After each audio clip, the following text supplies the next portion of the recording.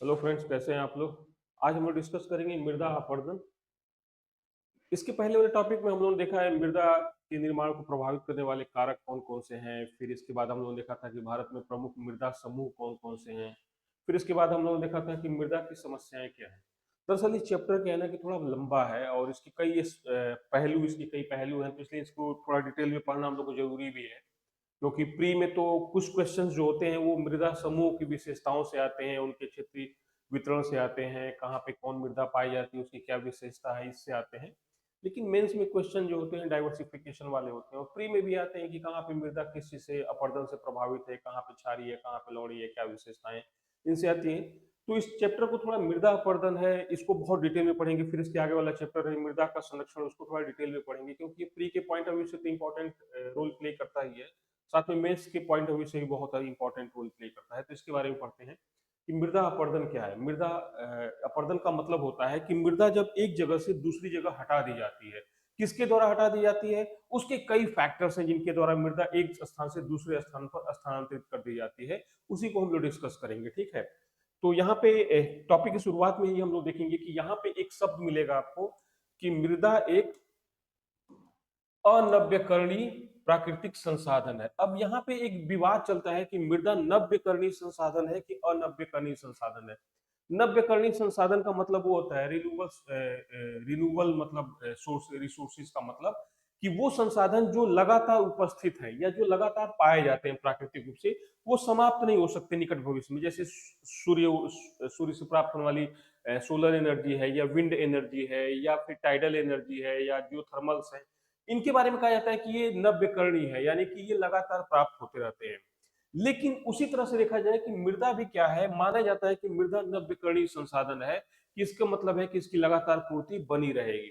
लेकिन हुआ क्या है कि वर्तमान समय में मानवीय गतिविधियों के कारण मृदा का इतना ज्यादा क्षरण कर दिया गया है, या कहा जाए कि मृदा का इतना ज्यादा डिग्रेडेशन कर दिया गया है, उसके गुणों को दुष्प्रभावित कर दिया गया है कि मृदा तो है, लेकिन उसकी क्वालिटी बहुत अधिक डिक्लाइन कर दी गई है, ठीक है। और इसको रीगेन करने में बहुत एक लंबा पीरियड लगेगा।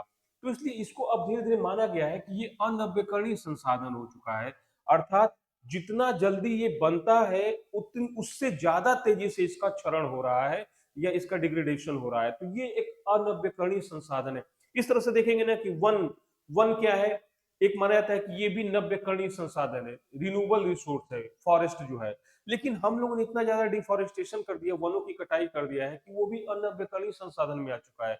जल जो फ्रेश वाटर है, उसको भी माना जाता है कि ये भी क्या, रिन्यूएबल सोर्स है, रिन्यूएबल रिसोर्सेज हैं। लेकिन हम लोगों ने जल को भी इतना ज्यादा प्रदूषित कर दिया है कि उसको भी धीरे धीरे अब अनव्यकरणीय प्राकृतिक संसाधनों के रूप में क्लासिफाई किया जाने लगा है, ठीक है। तो मृदा क्या है, एक अनव्यकरणीय प्राकृतिक संसाधन है। अर्थात इसके निर्माण की प्रक्रिया बहुत धीरे है, लेकिन इसके विनाश की प्रक्रिया मानवीय गतिविधियों के कारण क्या हो चुकी है, बहुत बढ़ चुकी है, ठीक है। अब देखिए, तो ये क्या है, अनव्यकरणीय संसाधन है। और जब मृदा के बारे में हम लोग पढ़ रहे थे, तो वहां पे बहुत डिटेल में हम लोग देखा था कि मृदा की जो सबसे ऊपरी परत होती है, जैसे ये मृदा है, सॉइल प्रोफाइल है, मृदा परिच्छेदिका है, तो देखेंगे कि मृदा की जो सबसे ऊपरी परत है, ये मुश्किल से 6 से 10 सेंटीमीटर मोटी जो परत है ऊपर वाली, यही काम की होती है, यही फर्टाइल होती है, या इसी में पोषक तत्वों का संकेंद्रण होता है जो पादपों के लिए आवश्यक न्यूट्रिशन उपलब्ध कराते हैं। यही अगर इसको बनने में हजारों से लाखों वर्ष लग जाता है, ये क्लाइमेटिक कंडीशन पे डिपेंड करता है कि मृदा का ये ऊपरी परत कितना तेजी से बनेगा। लेकिन जितना धीरे धीरे ये बनती है, उससे ज्यादा तेजी से क्या कर रहे हैं हम लोग, इसका क्षरण कर दिया है, ठीक है। तो इसलिए क्या है कि बनने की प्रक्रिया इसकी मंद है, लेकिन इसके नष्ट होने की प्रक्रिया तेज हो गई है, ठीक है। अब देखिए, मृदा क्या है, पृथ्वी पर जीवन का आधार है। हम लोगों ने बहुत डिटेल में पढ़ा है, इसलिए बहुत ज्यादा यहाँ पर हम डिस्कस नहीं करेंगे। भाई जाहिर सी बात है कि पृथ्वी पर जीवन का आधार क्या है, पादप है। अगर ये पादप ही नहीं उत्पन्न होंगे, तो बाकी जीव जंतु उस पर निर्भर रहने वाले जीव जंतु होंगे ही नहीं। और ये पादप कहाँ उत्पन्न होंगे, जब मृदा होगी तब। हालांकि हाइड्रोपोनिक्स और एरोपोनिक्स के बहुत से कॉन्सेप्ट आए हैं, लेकिन वो अभी शुरुआती दौर में ही है, ठीक है। तो देखिए, मृदा अपरदन का सामान्य अर्थ है कि मृदा के कणों में विखंडन एवं विलगाव की प्रक्रिया, यानी कि मृदा के कण जो है वो विखंडित हो जाए और अपने स्थान से विलगाव कर दिए जाए, मतलब हटा दिए जाए, ठीक है। अब इससे क्या होगा कि मृदा की गुणवत्ता में प्रतिकूल प्रभाव उत्पन्न हो जाता है, यानी कि मृदा की सॉइल की जो क्वालिटी है वो डिक्लाइन कर जाती है। सॉइल सॉइल की क्वालिटी क्या है, उत्पादकता, फर्टिलिटी ही क्या है, मृदा की गुणवत्ता है। और ये फर्टिलिटी ही जब नष्ट हो जाएगी, तो मृदा का कोई मतलब नहीं रह जाएगा, ठीक है। तो ये होता है मृदा। अब क्या है, मृदा क्या है, एक गतिशील एवं परिवर्तनशील अवधारणा है या संकल्पना है।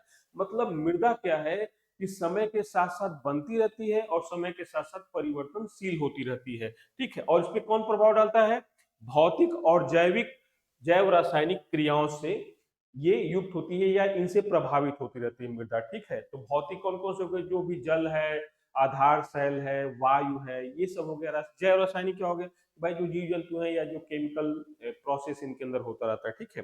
तो इस पे हम लोग देखेंगे कि अब भारत में अगर देखा जाए कि भारत में मृदा अपरदन से कौन कौन सा क्षेत्र प्रभावित है, तो देखिए इस मैप में बहुत ध्यान से देखिएगा।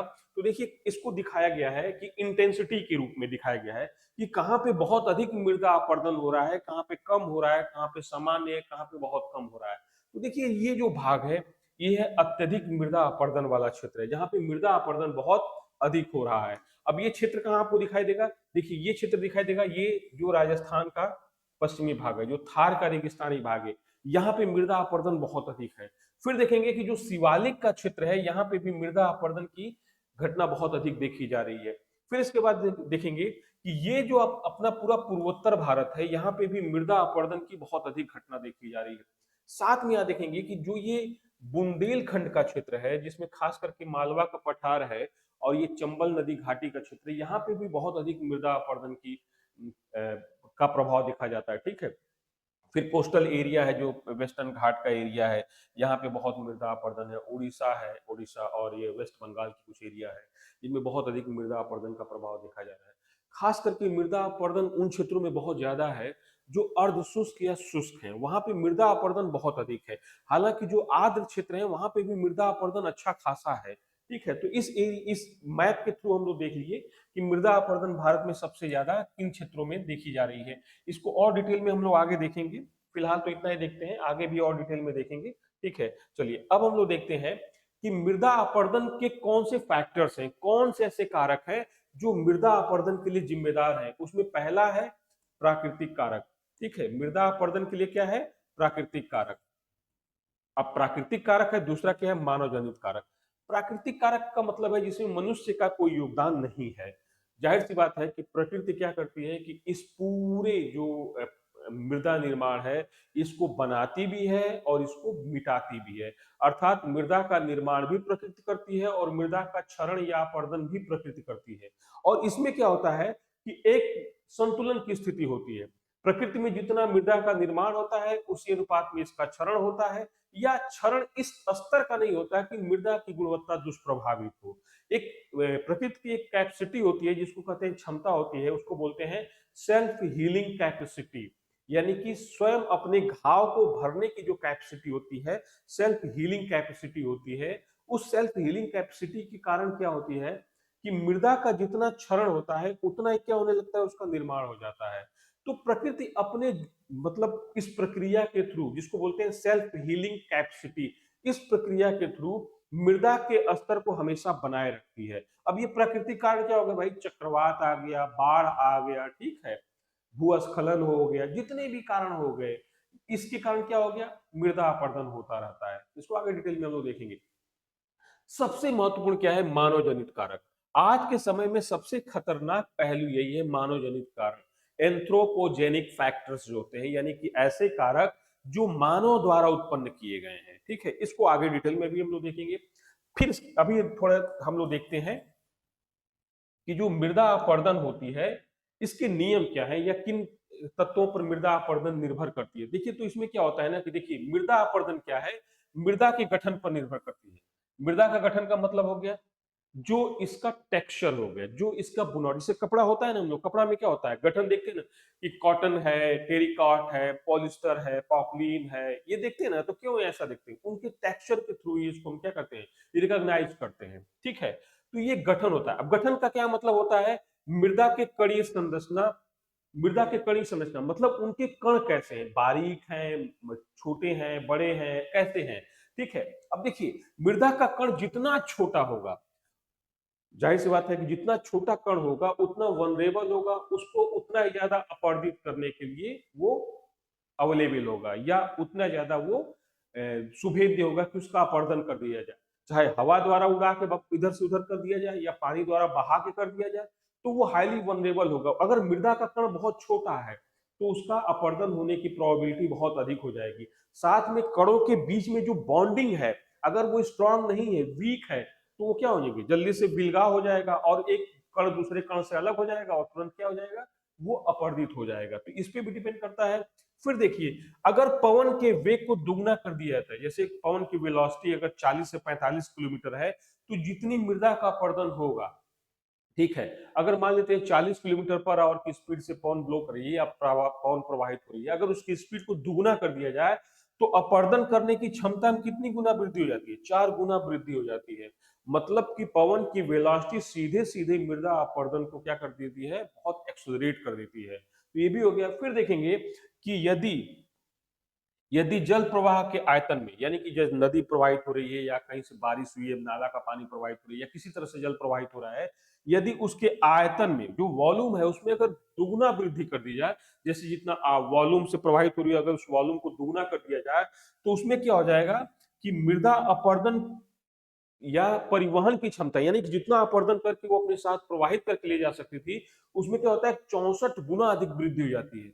मतलब अगर नदी के जल के आयतन को बढ़ा दिया जाए तो वो अपने साथ 64 गुना अवसाद को अपरदित करके लेके जा सकती है। और ये अपरदन की क्षमता क्या होती है, ये सीधे सीधे अपरदन को गवर्न करती है, यानी कि अपरदन को ये क्या करती है, निर्धारित करती है। जाहिर सी बात है, जितना अधिक क्षमता होगा उतना ज्यादा अपरदन करने की प्रोबेबिलिटी भी बढ़ जाएगी। तो ये एक सामान्य सा नियम है अपरदन का, हालांकि इसको आप जानते रहिए, बहुत ज्यादा लेके इसको पैनिक नहीं होना है कि हमें रट लेना है या हमें आना चाहिए, बस आप जानते रहिए, ठीक है। इसके बाद हम लोग देखते हैं कि देखिए मृदा अपरदन के प्रकार कौन कौन से हैं। तो इसमें आप देखेंगे, यहाँ पे ही हम लोग देखें कि मृदा अपरदन के प्रकार कौन कौन से हैं। तो देखिए, सबसे बड़ा जो मृदा अपरदन का प्रकार है ना, उसमें होता है कि प्रवाहित जल और पवन, फिर उसमें मानव जनित गतिविधियां जो है वो बहुत ज्यादा एक्सेलरेट कर दी है, तो इसके रूप में देखेंगे। अब देखिए क्या है ना, कि ये तो प्राकृतिक कारक हो गए।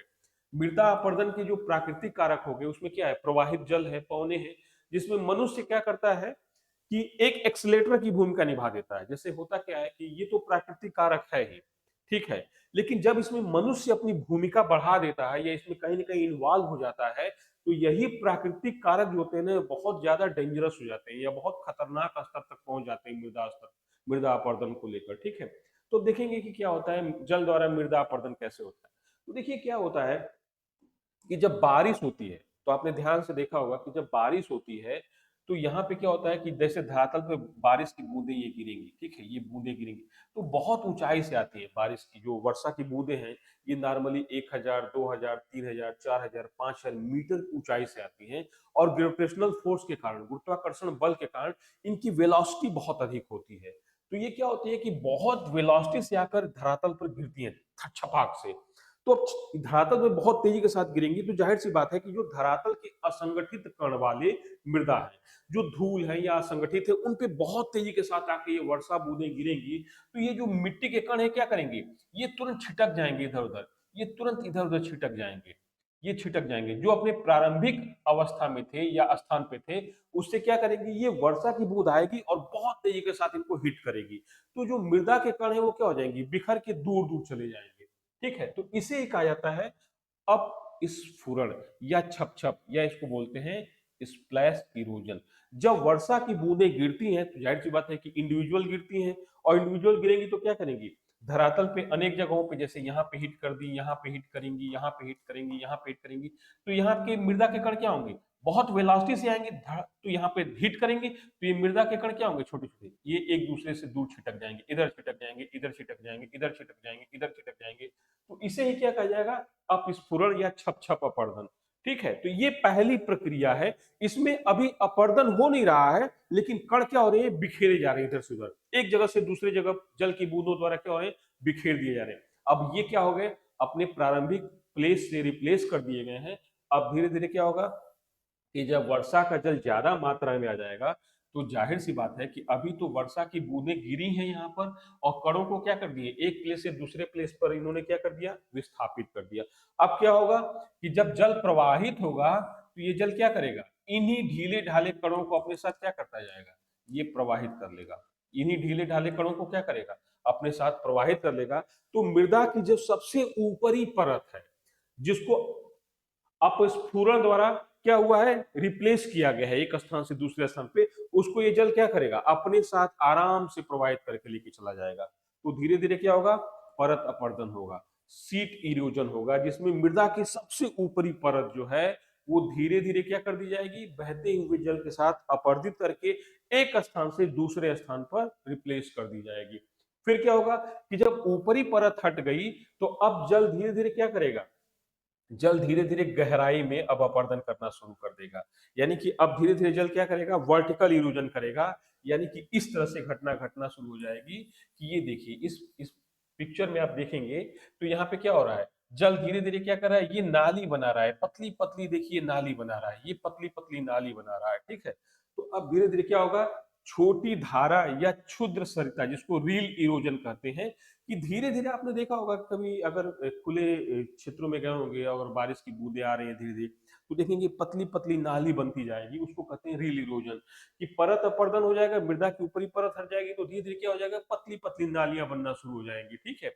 और ये बहुत चौड़ी नहीं होती है, बहुत हल्की पतली होती है, एक आध दो तीन चार सेंटीमीटर के आसपास इनकी चौड़ाई होती है, एक आध सेंटीमीटर गहराई होती है, तो ये हो जाएगा।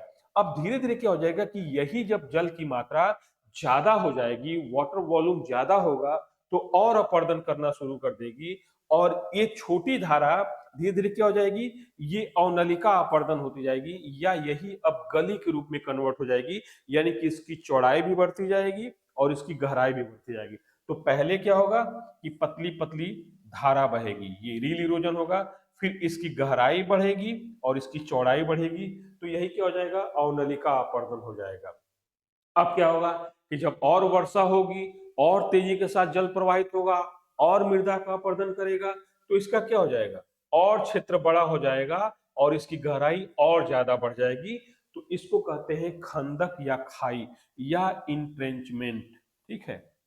इसको खंदक और खाई कहते हैं। तो ये जो है ना, यहां से क्रमशः ये क्या होता है, गहराई और चौड़ाई बढ़ती जाती है, मृदा अपरदन की इंटेंसिटी बढ़ती जाती है, उसकी गहनता बढ़ती जाती है, तो धीरे धीरे ये होता है। अब एक ऐसी सिचुएशन आती है जब नाला या खड्ड बन जाता है, जिसको बोलते हैं रेवाइन। इसमें क्या होता है कि अब बहुत अच्छा खासा गड्ढा बन चुका है, जैसे ये देखिए, इस मैप में देखेंगे तो ये क्या हो चुका है, देखिए अब ये एक अच्छा खासा गड्ढा बन चुका है। यहाँ पे देखिए इसमें क्या हो चुका है, अच्छा खासा गड्ढा बन चुका है। तो ये धीरे धीरे क्या होता है, क्रमशः ये इनकी इंटेंसिटी बढ़ती जाती है, तो ये अपरदन की क्रिया लगातार होती रहती है, ठीक है। अब इसको छोड़ते हैं अभी भूस्खलन वाला। फिर देखिएगा ये सरिता तट क्या हो गया, या स्ट्रीम बैंक इरोजन क्या हो गया। जैसे देखिए ये नदी है, तो अब जल क्या हो जाएगा, एक निश्चित धारा में प्रवाहित होने, एक निश्चित दिशा में धारा के रूप में प्रवाहित होने लगेगा। तो ये क्या करेगा, जो नदी के किनारे की तरह से दिखेगा, यहाँ पे क्या करना शुरू कर देगा, इसका अपरदन करना शुरू कर देगा। जैसे लगेगा कि नदी के किनारे वाले भागों का क्या कर रहा है, ये अपरदन कर रहा है, और नदी के भाग के की तरह से अपरदन करना शुरू कर देगा। ये जो नदी दिख रही है आपको, इसके किनारे का अपरदन करना शुरू करेगा। तो धीरे धीरे अपनी चौड़ाई और अपनी गहराई को क्या करता जाएगा, ये बढ़ाता जाएगा, ठीक है। और इसका सबसे बुरा जो दुष्प्रभाव दिखाई पड़ेगा वो होगा उत्खाट भूमि या बीहड़, जिसको बोलते हैं बैड बैड लैंड टोपोग्राफी। अगर भारत में देखा जाए तो बैड लैंड टोपोग्राफी आपको सबसे अच्छा देखने को उदाहरण इसका मिलेगा कि जो मालवा का पठार या बुंदेलखंड का एरिया है, जहां चंबल नदी प्रवाहित होती है, तो वो चंबल के पूरे एरिया को क्या बोलते हैं, बीहड़ बोलते हैं। तो वो बीहड़ क्यों है, और इस तरह का सबसे अच्छा उदाहरण दुनिया में अगर दिखाई देगा तो यूएस में आपको दिखाई देगा बैड लैंड टोपोग्राफी। उसमें क्या होता है कि इतना ज्यादा अपरदन हो गया है कि यहाँ पे जो संरचना आपको दिखाई देगी वो बिल्कुल अलग तरह की संरचना दिखाई देगी, कि जैसे पहले ये भूमि ऐसे थी, अब इसका अपरदन हो गया है, तो ये सब समतल ऐसे दिखाई नहीं देगी, ये ऐसे दिखाई देगी, ये ऐसे दिखाई देगी, ठीक है। अब ये क्या होगी कि ऊबड़ खाबड़ इस तरह से दिखाई देगी। ये जो ऊपर वाला भाग था, ये क्या है, अपरदित हो गया है, तो ये भूमि पूरी तरह से क्या हो जाएगी, एक अलग तरह की दिखाई देगी, एक अलग संरचना में दिखाई देगी, इस तरह से ऊबड़ खाबड़। अब ये भूमि क्या हो गई है, ये पूरी तरह से बेकार हो चुकी है, ठीक है। ये भूमि क्या हो चुकी है, पूरी तरह से बेकार हो चुकी है। ना इस पे कृषि कार्य की जा सकती, ना इस पे परिवहन का विकास किया जा सकता, ना इस पे ह्यूमन सेटलमेंट डेवलप किया जा सकता है। ये भूमि क्या होगी, पूरी तरह से बर्बाद हो चुकी है। तो देखेंगे इस तरह से यूएस में देखेंगे कि इस तरह से टोपोग्राफी आपको दिखाई पड़ेगी, जिसमें देखिए ये क्या हो गया है, ये उबड़-खाबड़ संरचना वाली ऐसे, ऐसे, ऐसे, ठीक है? तो ये बहुत ज़्यादा इस तरह से, और ये जो सॉइल इरोजन है, मृदा अपरदन है, ये सबसे विभत्स रूप यही है इसका, जो बैडलैंड टोपोग्राफी का निर्माण हो जाता है, जैसे हमारे चंबल की घाटी में हुआ है, ठीक है?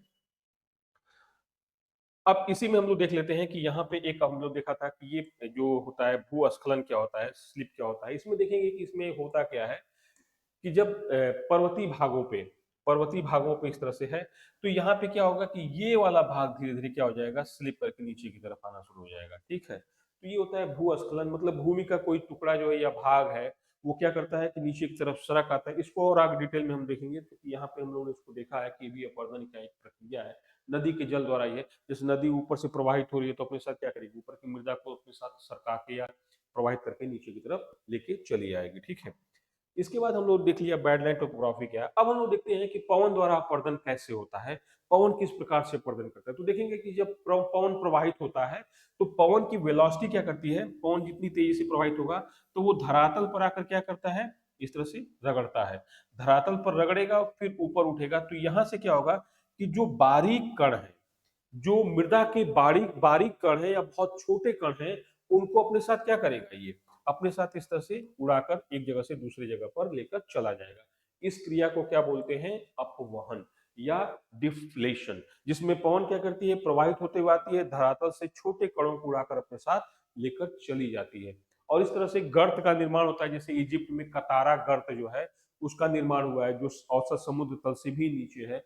तो इस तरह से इसका होता है अपवहन। जब पवन क्या करती है कि तेजी से प्रवाहित होती है, तो मृदा के छोटे कणों को अपने साथ उड़ाकर लेकर चली जाती है, ठीक है? फिर क्या होता है, रेगमार। आपने देखा होगा जो सैंड पेपर होता है, जिससे हम लोग घर के आसपास के जो होते हैं रस्ट को या दीवालों पे पेंट को छुड़ाते हैं, ठीक है? जो जिसको बोलते हैं सैंड पेपर, वो क्या करता है, किसी जगह को खुरसता रहता है, खुरस के क्या करता है, उसको उसको बदरंग करता रहता है, ठीक है? जैसे आप लोहे पे ले लिए, किसी चीज पे ले लिए, उसको रगड़िए अगर सैंड पेपर को लेके, तो उसको क्या कर देता है, धीरे धीरे बदरंग कर देता है या खुरदुरा कर देता है।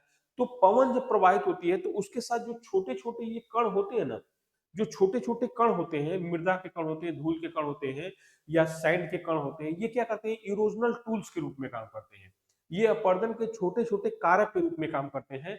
तो जब ये टकराते हैं किसी संरचना से या किसी चट्टान से, तो उसको क्या करते हैं, ठीक वैसे ही रगड़ देते हैं, खुरच देते हैं, जैसे सैंड पेपर से हम लोग रगड़ देते हैं या खुरच देते हैं। तो इसको बोलते हैं रेगमार या सैंड ब्लास्टिंग करना। तो पवन द्वारा ये काम किया जाता है। फिर क्या होता है, बालुका स्तूपों का। अब देखिए क्या है कि जो दुनिया में तो कई जगहों पे, जैसे आप राजस्थान पे जाएंगे, थार के रेगिस्तान में, तो वहां पर देखेंगे, और पश्चिमी जो तटवर्ती मैदान है प्रायद्वीपीय भारत के, और पूर्वी तटवर्ती मैदानों पर खास करके देखा गया है, तो वहां पे देखेंगे ना, तो जो रेतीले या जो बोलते हैं कि रेतीली मरुस्थलीय संरचना है, वहां पर देखेंगे कि इस तरह से बालू के टीले पाए जाते हैं। इस तरह से बालू के टीले पाए जाते हैं, इनको क्या बोलते हैं, सैंड ड्यून या बालू का स्तूप बोलते हैं। जब पवन प्रवाहित होती है, मान लीजिए इधर से पवन प्रवाहित होती है, तो धीरे धीरे क्या करेगी, यहाँ के कणों को ले आकर यहाँ पर रिप्लेस करती रहेगी। तो यही जो बालुका स्तूप है, ये धीरे धीरे क्या होंगे, अपनी इस तरह से पवन की दिशा में इस तरह से आगे बढ़ते रहेंगे, यानी कि ये इधर से इधर की तरफ प्रवाहित होंगे।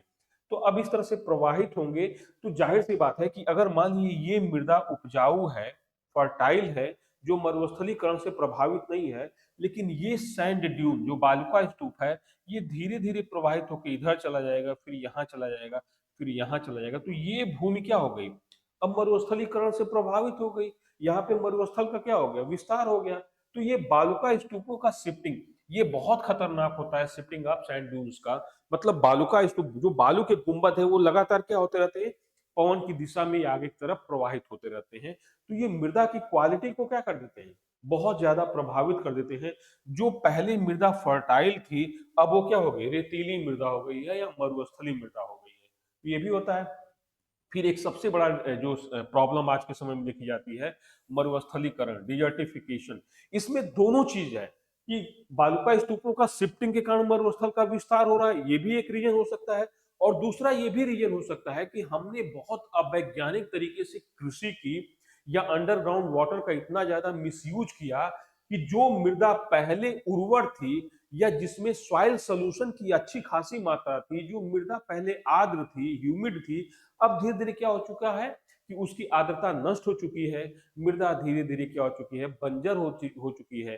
तो उसमें क्या होता है कि मरुस्थलीकरण का ये प्रसार भी हो सकता है। तो सैंड ड्यूनों का स्थानांतरण होके भी हो सकता है कि मृदा पे आ जाए, शिफ्टिंग करके यहाँ पे मृदा नष्ट हो जाए या मरुस्थलीय हो जाए, या ये भी हो सकता है कि दूर से पवन प्रवाहित करते हुए छोटे-छोटे कणों को लेकर डिपॉजिट कर दे। जैसे हम लोग पढ़ते हैं ना, लोयस का पठार, चाइना में लोयस का पठार है। लोयस का पठार है तो जानते हैं लोयस का पठार क्या है? कि मध्य एशिया में जो प्रवाहित होने वाली पवनें हैं, जैसे काराबुरान है, इस तरह की जो पवनें हैं जो शुष्क हैं और हॉट मतलब गर्म है, उष्ण है, तो ये क्या करती हैं कि सहारा रेगिस्तान से और ये अरेबिया रेगिस्तान जो है यानी कि सऊदी अरब, ईरान का रेगिस्तान है, यहाँ से छोटे-छोटे बालू को कणों को उड़ाकर चाइना में ले जाकर डिपॉजिट करती हैं, तो लोयस के पठार का निर्माण हुआ है। तो इस कारण भी हो सकता है मरुस्थलीकरण। अभी आप लोग देखेंगे ना कि भारत के जब मैप में हम लोग देखेंगे, अभी यहाँ पे देखते हैं भारत के मैप के बारे में, मैप में तो देखिए यहाँ पे क्या है कि अब एक नियम बनाया जा रहा है कि भाई देखो ये जो हमारा थार का रेगिस्तान है और बीच में क्या है ये अरावली पर्वत श्रेणी है, ये एक बैरिकेड के रूप में है कि थार के रेगिस्तान को अरावली के पूरब में विस्तारित होने से रोकती है। लेकिन हाल के वर्षों में देखा गया है कि पूरे अरावली पर्वत का लगभग 20 से 30% भाग माइनिंग की भेंट चढ़ गया है। यानी कि अरावली पर्वत में इलीगल माइनिंग की गई है, और माइनिंग किस लिए की गई है? पत्थरों के लिए, मार्बल्स के लिए, और बहुत अधिक मात्रा में वृक्षों की कटाई की गई है। तो धीरे-धीरे क्या हुआ है कि जो थार का रेगिस्तान है, ये अरावली को क्रॉस करके अब धीरे-धीरे अरावली के पूरब में ये क्या हो रहा है? बढ़ रहा है, और उत्तर प्रदेश के खास करके आगरा, मथुरा, अलीगढ़ ये जिले क्या हो रहे हैं? बहुत दुष्प्रभावित हो रहे हैं।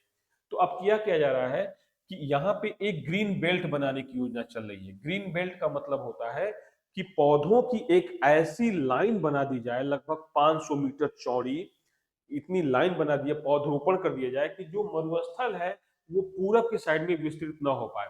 और इस तरह के प्रयोग दुनिया में बहुत जगहों पे किए गए हैं। चाइना ने इस तरह का प्रयोग किया है, जो तकला मकान और जो तारिम बेसिन वाला क्षेत्र है, जो चाइना का वेस्टर्न पार्ट है उसमें है। फिर अफ्रीका का जो पार्ट है, जैसे अफ्रीका में हम लोग देखेंगे ना,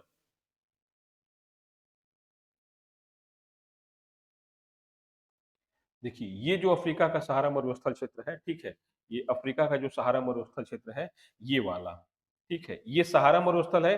तो यहाँ पे क्या है कि लगभग 11 देशों ने एक समझौता किया है कि क्यों ना ऐसा किया जाए कि एक ग्रीन बेल्ट बना दिया जाए यहाँ से लेकर यहाँ तक, जिससे ये जो सहारा का रेगिस्तान है ये इधर की तरफ ना बढ़ने पाए। यानी कि सहारा के रेगिस्तान को रोकने के लिए इन देशों ने क्या किया है, एक ग्रीन बेल्ट का निर्माण किया है। हालांकि इसका प्रभाव जो है मिला जुला रहा है, कहीं कहीं कई देशों ने बहुत उत्साहित होकर काम किया है, लेकिन कई देशों ने इसको उतना सीरियसली इस पे वर्क नहीं किया है। बट फिर भी एक विकल्प के रूप में तो है कि ग्रीन बेल्ट अगर यहाँ पे डेवलप कर दिया जाए तो सहारा के रेगिस्तान को हम इस साइड में, या जो ये क्षेत्र है जो सवाना का क्षेत्र है, इधर बढ़ने से रोका जा सके इसको। उसी तरह से भारत में भी किया जा रहा है कि यहाँ पे एक ग्रीन बेल्ट बना दिया जाए, जिसमें पंजाब, हरियाणा, उत्तर प्रदेश, राजस्थान और गुजरात को मिलाकर ये जो थार का रेगिस्तान है इसके बढ़ने को या एक्सपेंशन को रोका जा सके। ठीक है, तो ये चीजें हम लोगों ने देखा था कि मृदा अपरदन किस तरह से हो रहा है, ठीक है, पवनों द्वारा किस तरह से हो रहा है।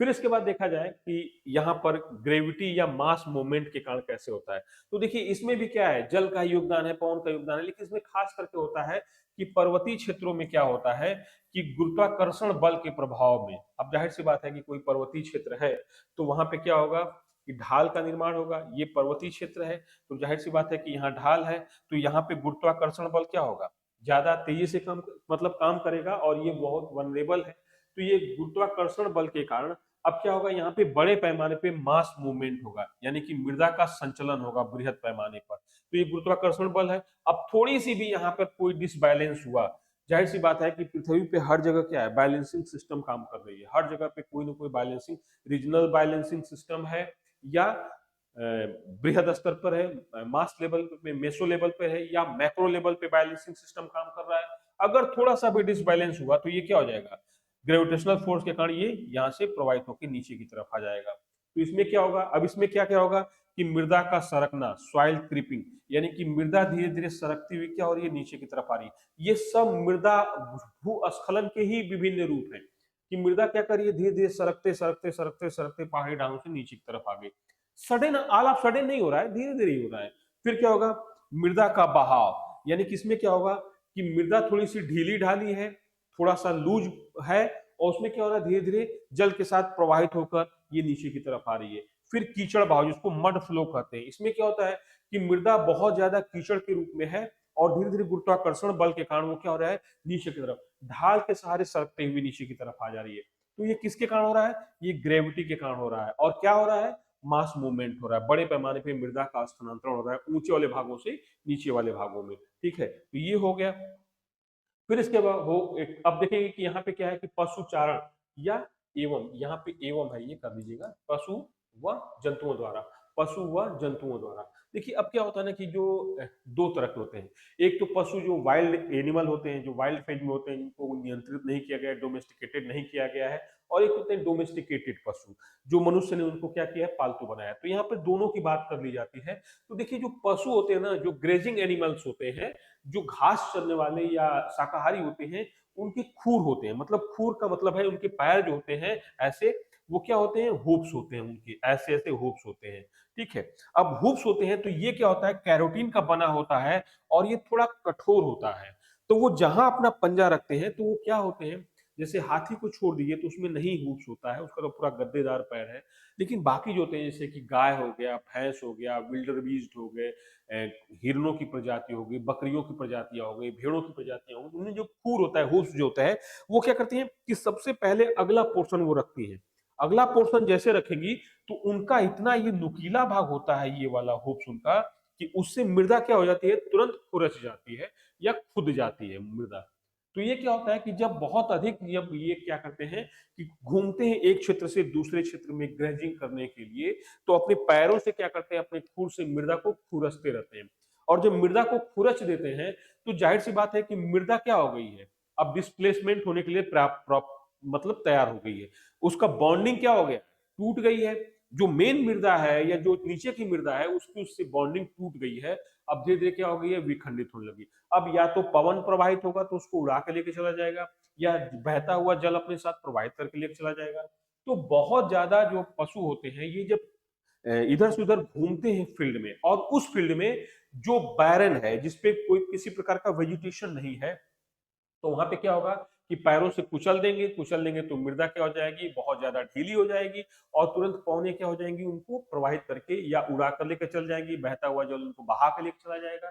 ठीक है, और दूसरा यहाँ पे अतिचारण, ओवर ग्रेजिंग। ओवर ग्रेजिंग का मतलब क्या होता है कि देखिए, हम लोग देखते हैं ना कि जो घास होती है या छोटे प्लांट्स होते हैं, ये क्या करते हैं कि जो भूमि की सतह है, जैसे यहाँ पे क्या है, बहुत अधिक प्लांटेशन है, घास से है, तो ये क्या करती है कि एक कवर का काम कर रही है, एक कवर का काम कर रही है। तो इस सतह को क्या की है, ढकी हुई है वो, इस सतह को ढक के रखी हुई है, या कवर करके प्रोटेक्ट की हुई है। अब जाहिर सी बात है कि अगर इसको बहुत ज्यादा अतिचारण कर दिया जाए, या इतना चराई कर दी जाए, यहाँ पे सॉरी, यहाँ पे इतना ज्यादा चराई कर दिया जाए कि ये पूरी तरह से चर जाए, पशु चर जाए, तो ये मृदा की ये सतह क्या हो जाएगी, ये पूरी तरह से सतह नग्न हो जाएगी, इस तरह से नग्न हो जाएगी। बहुत अधिक चराई कर दी गई तो ये घास खा गए, तो घास खा गए तो ये क्या हो गई, मृदा पूरी तरह से नग्न हो गई, बिल्कुल। अब नग्न हो गई तो जाहिर सी बात है कि अगर इस पे सूर्यातप की मात्रा पड़ेगी तो धीरे धीरे क्या हो जाएगी, यहाँ का जो जल है, मृदा की जो आर्द्रता है, ह्यूमिडिटी है, ये इवापोरेट होकर उड़ जाएगी, वाष्पित हो जाएगी, तो मृदा शुष्क हो जाएगी। और शुष्क जब मृदा हो जाएगी तो उसकी बॉन्डिंग कमजोर हो जाएगी, धीरे धीरे बॉन्डिंग कमजोर हो जाएगी, तो धीरे धीरे क्या हो जाएगी, उसकी मृदा के कण ढीले हो जाएंगे, और उनको या तो पवनें अपने साथ उड़ाकर लेकर चली जाएंगी, या फिर उनको प्रवाहित करके जल लेके चला जाएगा। और जब ये नग्न भूमि हो गई, बैरन लैंड हो गया पूरी तरह से, इस पे घास का आवरण हट गया, पादपों का आवरण हट गया, तो ये क्या हो जाएंगे, पैरों से कुचलने के लिए भी ये क्या हो जाएगा, बिल्कुल ईजी हो जाएगा कि पशु अपने पैरों से चलेंगे और ये क्या कर देंगे, कुचल देंगे। तो ये भी बहुत बड़ा फैक्टर है कि अतिचारण न किया जाए। ठीक है भाई, अतिचारण का मतलब होता है कि इतनी ग्रेजिंग की जाए कि मान लीजिए कि यहाँ की इतना खा रहे हैं तो इस साइड का क्या हो रहा है, पनप रहा है, फिर यहाँ का खा रहे हैं तो इधर की तरफ घास पनप रही है, कि मतलब पूरी तरह से फील्ड बैरन नहीं हो रही है, उसमें लगातार ग्रासेस हैं, घास है, जिससे मृदा का प्रोटेक्शन हुआ है।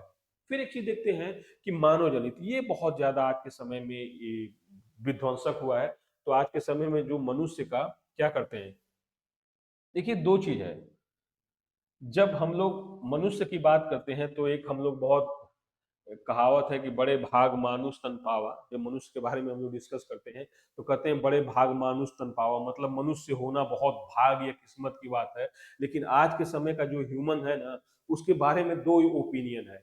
जब साइंस उसकी स्टडी करता है, मनुष्य की स्टडी साइंस या साइंस अपने नजरों से मनुष्य को देखता है, तो कहता है कि ये क्रिएटिव है, ये नए नए थिंग्स करता है, ये विभिन्न प्रोसेस के माध्यम से नए नए इन्वेंशन करता है।